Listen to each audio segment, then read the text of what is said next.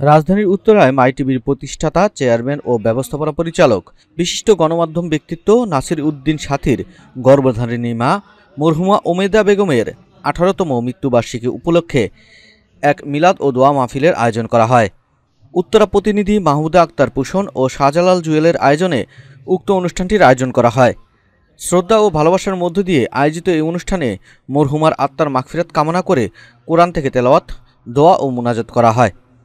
ধর্মীয় পরিবেশে অনুষ্ঠিত এই দোয়া মাহফিলে উত্তরা প্রেস ক্লাবের সভাপতি আলাউদ্দিন আল আজাদ, সাধারণ সম্পাদক আরিফুল ইসলাম, অর্থ সম্পাদক ইসমাইল হোসেন শামীম, আপ্যায়ন সম্পাদক রবিউল ইসলাম রবি, সিনিয়র সাংবাদিক জুয়েল আনন্দ, ফরিদ আহমেদ নয়ন, সাইদুল ইসলাম, মিজানুর রহমান, নাজমুল ইসলাম মণ্ডল, স্বপন রানা, শাহিন আলম, প্রাণের বাংলাদেশ পত্রিকার সম্পাদক আব্দুল আল মামুন সহ স্থানীয় গণ্যমান্য ব্যক্তিবর্গ সহ অনেকেই উপস্থিত ছিলেন।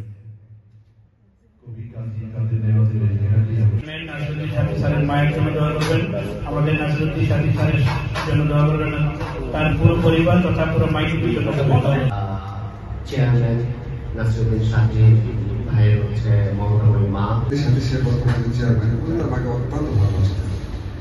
আমি যারা জানেন, যারা সবাই মিলে তোমার কাছে ক্ষমা চাচ্ছি গো মাওলা।